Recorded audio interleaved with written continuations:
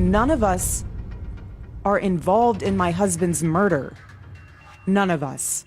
That Erika Kirk was having an affair. Charlie hired a private investigator to kind of follow her and see what was going on. And then he took her out of the will. I'm so glad he didn't suffer. Excuse me. No one deserves to suffer. Imagine losing everything. Your marriage, your multi-million-dollar empire, and your life, all because of a secret trail of receipts. Today, we're deconstructing the explosive, viral allegations claiming Charlie Kirk was betrayed by those closest to him. And the paper trail, the internet says, proves it all. None of us were involved. That's the line being repeated over and over. But in the court of public opinion, none of us is a hard pill to swallow when the receipts start hitting the timeline. Lately, the internet has been set on fire by a series of bombshell claims involving Charlie Kirk, his wife Erika, and a web of alleged infidelity, secret wills, and corporate sabotage. Now, before we dive into the deep end of this rabbit hole, do me a huge favor. Hit that subscribe button and ring the bell. We track the stories the mainstream media won't touch, and you don't want to miss what's coming next. It started with a whisper that turned into a roar, the claim that Erika Kirk was having an affair. The rumor mill suggests that Charlie, sensing something was wrong, didn't just sit back. He allegedly hired a private investigator to shadow her, to see the truth for himself. And the fallout? Well, the word is he took her out of his will entirely. It's evil. Charlie and I have always been very clear on our stance. Israel and Jewish people. People are digging through every digital scrap, every like, and every tagged photo for proof. The narrative being pushed is that Charlie wrote Erika out of his life's work because he found out she was seeing other men while they were married. And honestly, the internet sleuths are claiming the receipts are not working in her favor. One of the strangest details to surface involves a simple office decoration. Just before these allegations went nuclear, observers noticed that Erika reportedly removed a wedding photo with Charlie from his office. In the world of high-stakes political branding, every frame in a background is intentional. To remove a symbol of marriage right as cheating allegations surface, it's a move that has people asking, if the allegations are true, oh, who was she with? This is where the dots start connecting in a very specific and very controversial direction. Enter Cabot Phillips. He isn't just a random name, he's Erika's ex. And here's the kicker. Erika reportedly tapped Kat to replace Charlie on those high-profile college tours. Now look, people have exes, that's life. But the timing here is raising eyebrows across the political spectrum. Insiders are whispering that shortly before the date of the alleged assassination circulating in these theories, Charlie began to realize Erika wasn't just his partner. We push back against the media on COVID, on lockdowns, on Ukraine, on the border, so maybe we should also ask a question. Is the media totally presenting the truth when it comes to Israel? Just a question, that maybe we shouldn't believe everything the media says, because I know I've been conditioned to ask a lot more critical questions over the last couple of years. So Ben, some people would accuse Israel of wanting to ethnically cleanse. He allegedly felt she was becoming a tool for TPUSA donors, the big money behind the scenes, who wanted to keep Charlie boxed in and strictly on script. It's been described by some as evil, and while Erika has remained firm on their public stances, specifically regarding Israel and the Jewish people, the rumors about the will persist. Let's look at the Wayback Machine evidence people are citing. We know Erika was dating Cabot Phillips right before she met Charlie.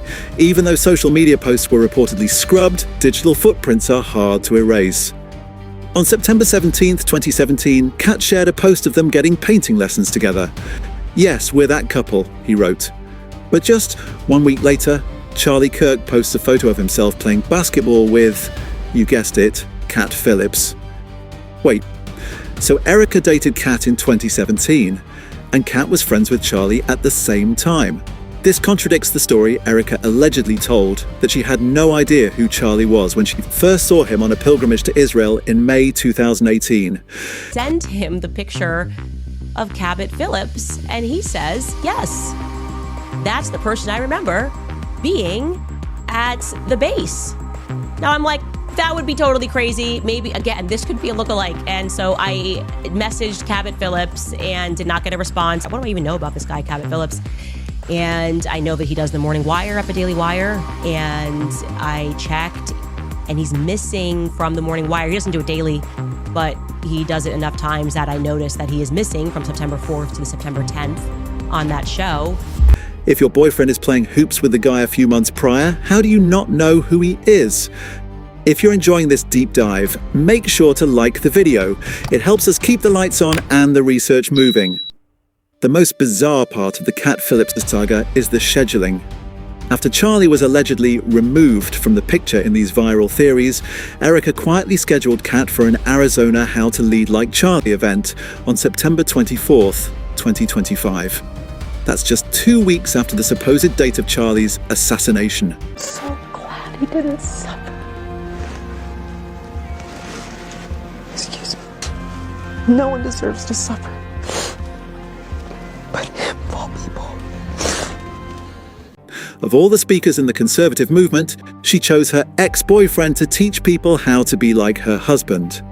Cat Phillips isn't just a producer, he's a heavy hitter in conservative media, currently serving as the senior editor at the Daily Wire under Ben Shapiro. This adds a whole new layer of red flags. Why? Because of the public friction between the Shapiro and other figures like Candace Owens. Candace previously shared text messages alleging that Shapiro was working behind the scenes to sabotage Charlie. In those texts, Charlie reportedly told Candace to treat Ben like noise, and that Ben's respect among movement fighters was low. Charlie even used Game of Thrones analogies, saying Ben knew, "Jon Snow is stronger than the dragons that fly higher." The implication was clear. Ben saw Charlie as a threat that needed to be neutralized. Less than 48 hours before the date the internet claims Charlie was assassinated, he sat down for one last interview with Ben Shapiro. It was tense. Charlie wasn't following the script. He was asking uncomfortable questions about foreign influence on the US and whether the media was being 100% honest about global conflicts. You could see the tension. Ben looked like he was seething. So, when Cat Phillips, who works directly for Shapiro, is the one chosen to take over Charlie's events, people start wondering if there was a quiet scheme involving everyone from the spouse to the rivals. It gets even weirder. There is a report of an eyewitness claiming both Cat and Erika showed up at a secret meeting at Fort Huachuca military base the night before the alleged assassination.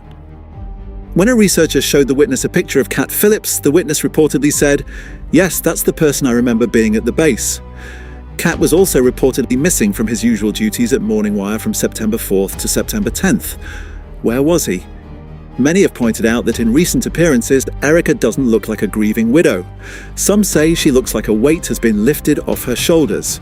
And if the financial rumours are true, that weight might be made of gold. Auditor Brian Ferentz analysed tax documents and found that in 2023, a massive life insurance policy was taken out on Charlie. An LLC called GGLF paid premiums of $350,000 a year.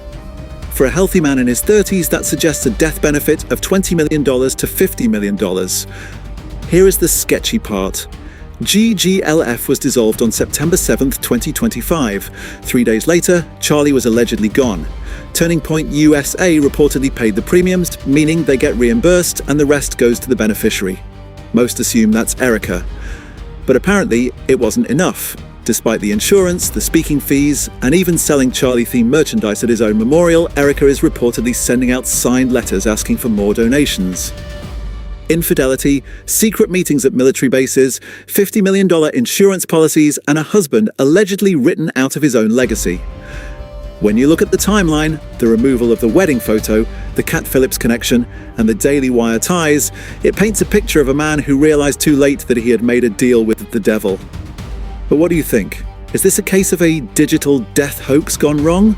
Or is there fire beneath all this smoke? Drop a comment below. I want to hear your theories on the GGLF LLC and that Fort Huachuca meeting. Thanks for watching. If you want more investigative content like this, check out our playlist on the screen now. Stay curious and stay skeptical. The truth is often stranger than fiction, but in the age of viral rumors, the receipts are all we have. Until next time, keep digging.